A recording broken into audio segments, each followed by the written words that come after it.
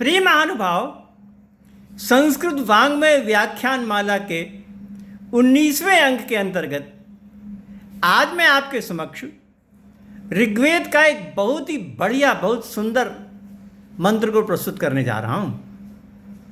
ऋग्वेद के प्रथम मंडल के प्रथम सूक्त के अंतर्गत ही यह मंत्र है कि अग्नि पूर्वेभिर ऋषिभिरीड्यो नूतनैरुत सदेवा एह वक्षति। और इसका अर्थ यह है कि अग्नि इससे पूर्व जो ऋषि हो गए हैं उनके द्वारा भी सुपूजित रहा है, और नूतनई, और जो वर्तमान इस समय वर्तमान जो ऋषि हैं उनके द्वारा भी सुपूजित रहा है। वह देवताओं का आवाहन करे। जो इसकी व्याख्या में लिखा है, अग्नि यह पूर्वे भी ऋषि भी ईड्यो ईडितव्यो वंदितव्य अस्माभिश्च नवतरई स देवान इह आवहतु। वह देवताओं का आवाहन करे।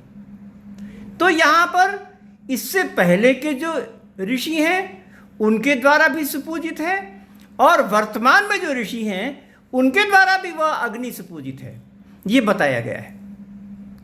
और अग्नि के संबंध में जैसा कि निरुक्त में कहा है कि वो पृथ्वी स्थानीय देवता है, और पृथ्वी स्थानीय देवता के रूप में ही उदाहरण के रूप में वहां प्रस्तुत किया गया है। पृथ्वी स्थानीय देवता का अर्थ यह है कि पृथ्वी में रहने वाला देवता, पृथ्वी में वर्तमान देवता। तो इस प्रकार वह है, और इस रूप में उसका वर्णन किया गया है यहां पर। तो इतना अधिक वर्णन, इतना अधिक पूजा, इतना अधिक सम्मान क्यों प्रदान किया गया? इसलिए कि इस धरती पर जो सोर्स ऑफ एनर्जी है वो तो अग्नि ही है। जो सूर्य से हमको किरणें प्रकाश मिलता है वो तो वहां पर है, द्युलोक में है।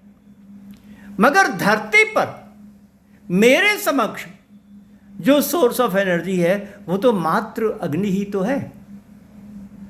मैं अपने घर पर चूल्हे में अग्नि का प्रकाश करूं, और रॉकेट में अग्नि का प्रकाश हो, मिसाइल में अग्नि जल रही हो, उन दोनों में क्वालिटी में कोई अंतर नहीं है, सब अग्नि ही तो है। डिग्री में अंतर हो सकता है परंतु क्वालिटी में कोई अंतर नहीं है। तो मैं अपने चूल्हे में अग्नि को जलाने के लिए भी उसी का उपयोग करता हूं जिसको बड़े से बड़े वैज्ञानिक मिसाइल को चलाने के लिए करते हैं। तो हर दृष्टि से, चाहे वो किसी छोटे स्थान में हो या बड़े स्थान में हो, हर दृष्टि से वह अग्नि है तो पूजनीय तो हुई, सम्मान के योग्य तो हुई। इसलिए इस प्रकार के अग्नि का, वह अग्निदेव का ध्यान करते हैं। इस रूप में कहा अग्निदेवता, अग्नि देवता है, उसका ध्यान करते हैं। तो यहां पर इस प्रकार से कहा गया। फिर इसमें कहा गया कि स देवान इह आवहतु, वह देवताओं का आवाहन करे। और ये बात जो है वेद मंत्र में ही कई बार या ब्राह्मण ग्रंथों में भी कई बार कही गई। ब्राह्मण ग्रंथों में कहा कि प्रत्वा दूतम वृणीमहे होतारम विश्ववेदसम, ये वेद का मंत्र है। उसमें कहा है कि हम लोगों ने सामने मिलकर के आपको देवदूत बनाया, जो कि आप होता है और विश्व आपको जानता है, उसको देवदूत बनाया। ऐसे देवदूत क्यों बनाया? क्योंकि आपके माध्यम से ही तो सब कुछ जाएगा। जितनी भी हवियां हैं ना, जितनी भी आहुतियां हैं ना, वो सब आपके माध्यम से ही तो जाती हैं। हम सीधे इंद्र को, वरुण को, अर्यमा को अपनी आहुति दे नहीं सकते, क्योंकि वो हमारे समक्ष नहीं है, सूक्ष्म है बहुत। परंतु अग्नि के माध्यम से दे सकते हैं। इसलिए सब लोग मिल गए और मिलकर के उन्होंने अग्नि को दूत बनाया। और अगर उन देवताओं को अपनी आहुति देनी हो तो देवताओं को कहां पर देंगे?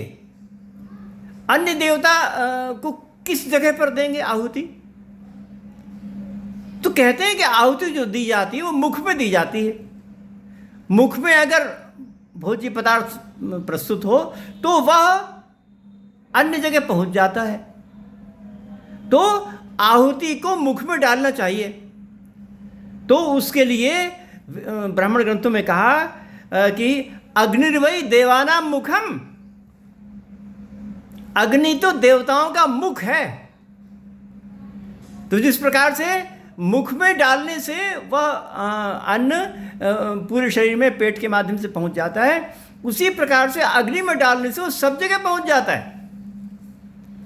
तो परिकल्पना की ब्राह्मण ग्रंथ में कि अग्निर्वै देवानां मुखम, अग्नि तो मुख है और वहीं सब जगह जाता है। तो इस प्रकार से इतनी विशेषताएं, एक तरफ तो सोर्स ऑफ एनर्जी का एकमात्र स्रोत, इससे बढ़िया स्रोत हो नहीं सकता। दूसरे, अग्नि को देवता के रूप में प्रचलित करना, यजुर्वेद में बताना। तीसरे, अग्नि को देवदूत के रूप में प्रस्तुत करना। चौथे, अग्नि को देवताओं का मुख बताना।